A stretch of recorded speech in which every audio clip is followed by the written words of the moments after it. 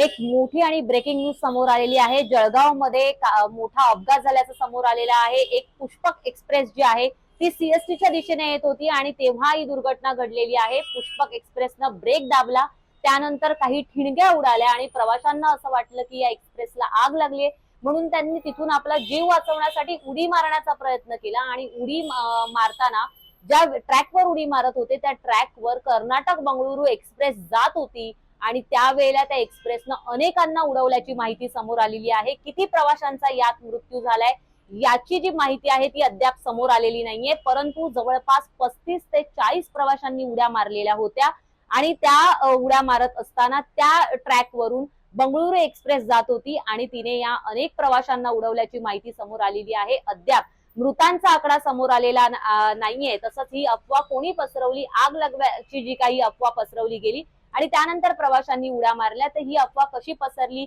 या पुष्पक एक्सप्रेसनं ब्रेक का दाबला, त्यावेळेला काय घडलं होतं याची अधिकृत माहिती अजून समोर आलेली नाहीये। रेल्वे प्रशासन याबाबत चौकशी करतंय।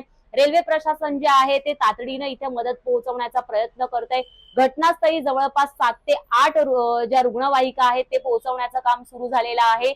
सध्या तरी जी काही प्राथमिक माहिती समोर येते त्यानुसार जवळपास 50 ते 60 जणांचा मृत्यू झाला असावा असं सांगितलं जात आहे, परंतु जी माहिती आहे, अधिकृत माहिती जी आहे ती समोर आलेली नाहीये। कारण की त्या जळगाव मधील जिल्हाधिकारी असतील किंवा मग तिथले खासदार असतील, तिथले जे काही नेते आहेत ते अद्याप घटनास्थळी पोहोचलेले नाहीयेत। प्रवाशांकडून जी काही माहिती समोर येते तसंच तिथे जे काही प्रत्यक्षदर्शी आहेत त्यांनी जी काही माहिती दिलेली आहे त्यानुसार आग लागल्याची अफवा पसरवली गेली आणि त्यानंतर काही प्रवाशांनी आपला जीव वाचवण्यासाठी ट्रेन मधून उडी मारली, परंतु समोरच्या ट्रॅकवरून बंगळुरू एक्सप्रेस जात होती आणि त्या बंगळुरू एक्सप्रेसनं अनेक प्रवाशांना उडवल्याची माहिती मिळालेली आहे। घटनास्थळी आतापर्यंत 7 ते 8 जणांचा मृत्यू झाल्याची माहिती समोर आलेली आहे। या संपूर्ण संदर्भात जिल्हाधिकारी जे आहेत आयुष, त्यांनी माहिती दिलेली आहे। ते नेमकं काय म्हणाले ते आपण पाहूया। जे जिल्हाधिकारी आहेत आयुष प्रसाद, त्यांनी सांगितलेले आहे की जवळपास 15 ते 20 मिनिटांपूर्वी ही माहिती जी आहे ती माझ्याकडे आलेली आहे। रेल्वे ट्रॅकवरून म्हणजे ज्या वेळेला या प्रवाशांनी उड्या मारल्या तेव्हा त्या दुसऱ्या रेल्वे ट्रॅकवरून एक दुसरी ट्रेन म्हणजेच कर्नाटक बंगळुरू एक्सप्रेस जात होती आणि त्यावेळेला रुग्णालय म्हणजे ज्या वेळेला ही घटना घडली त्यावेळेला अनेक प्रवाशांना उडवलं गेल्याची माहिती आहे, परंतु आम्ही जे आजूबाजूचे रुग्णालय आहेत त्यांना अलर्ट केलेला आहे। त्यामध्ये ग्रामीण रुग्णालय आहे, जिल्हा रुग्णालय आहे, अशा 3 ते 4 रुग्णालयांना आम्ही अलर्ट केलेला आहे की जे काही जखमी आहेत त्यांना घ्या आणि त्यांना उपचाराधीन करण्यात आलेला आहे। त्यांना रुग्णालयापर्यंत पोहोचवण्यात आलेला आहे। जवळपास 7 ते 8 रुग्णवाहिका घटनास्थळी पोहोचवण्यात आलेल्या आहेत अशी माहिती जिल्हाधिकारी आयुष प्रसाद यांनी दिलेली आहे। त्यांनी हे पण सांगितलं की 6 ते 7 जणांचा मृत्यू झाल्याची माहिती समोर आलेली आहे। अजून काही माहिती समोर येण्याची शक्यता आहे, ती माहिती आम्ही घेत आहोत। ही घटना का घडली, हा अपघात कसा झाला या संदर्भातील चौकशी जी आहे, सखोल चौकशी जी आहे ती रेल्वे विभागाकडून केली जाते अशी माहिती सध्या तरी जिल्हाधिकारी जे आहेत त्यांनी एका वृत्तवाहिनीला दिलेली आहे आणि ही माहिती समोर आलेली आहे की सध्या तरी अद्याप तरी त्यांच्याकडे जी माहिती आहे त्यानुसार 7 ते 8 प्रवाशांचा मृत्यू झाल्याची माहिती समोर आलेली आहे। या बाबतीत जेव्हा नेते जे आहेत, मंत्री जे आहेत, गिरीश महाजन यांना विचारलं असता त्यांनी सांगितलेलं आहे की मी इतके दिवस जळगावात नव्हतो, मी मुंबईत गेलेलो होतो। मुंबई नंतर मी आजच माझ्या गावी परतलेलो आहे। मलाच थोड्या वेळापूर्वी पोलिसांचा फोन आला आणि मला ही माहिती मिळालेली आहे। मी आता घटनास्थळी जायला निघालेलो आहे। पुढच्या 10 ते 15 मिनिटात मी घटनास्थळी पोहोचणार आहे।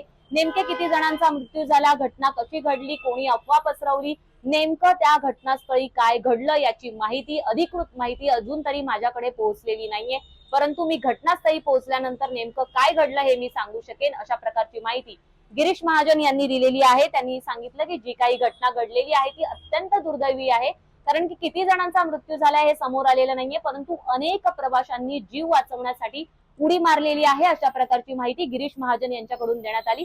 ज्यावेळेला गुलाबराव पाटील त्यांनी जेव्हा प्रतिक्रिया दिली तेव्हा त्यांनी सांगितलेलं आहे की असं म्हटलं जातंय की पटरी क्रॉस करत असताना म्हणजे पुष्पक एक्सप्रेस जी आहे ती थांबली होती, त्यातील जे प्रवासी पटरी क्रॉस करत होते त्यावेळेला जी समोरून कर्नाटक बंगळुरू एक्सप्रेस येत होती तिने या पटरी क्रॉस करणाऱ्या प्रवाशांना उडवलं अशा प्रकारची माहिती गुलाबराव पाटील यांनी दिली।